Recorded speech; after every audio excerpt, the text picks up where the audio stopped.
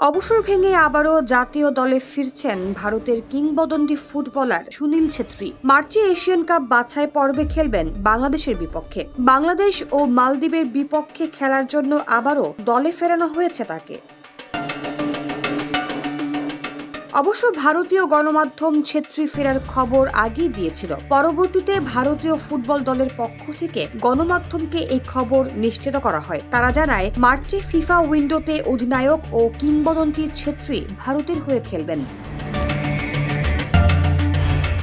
ভারতের ফুটবল ইতিহাসের সর্বোচ্চ গোলদাতা ছেত্রী। তার 94 গোল আন্তর্জাতিক ফুটবলেও চতুর্থ সর্বোচ্চ। এই রেকর্ডে তার ওপরে আছেন কেবল ক্রিস্টিয়ানো রোনালদো, লিওনেল মেসি ও আলী দাই।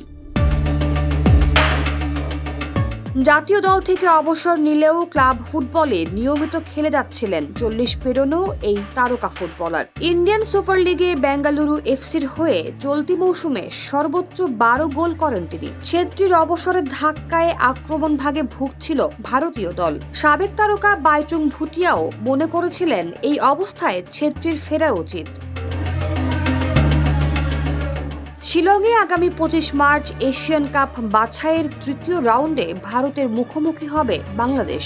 এই ম্যাচে বাংলাদেশের হয়ে অভিষেক হবে ইংলিশ প্রিমিয়ার লিগ খেলা ফুটবলার হামজা দেওয়ান চৌধুরীর। তবে ছেত্রীর অনুপস্থিতি ছিল বাংলাদেশের জন্য স্বস্তির, তবে সেই স্বস্তি আর থাকছে না।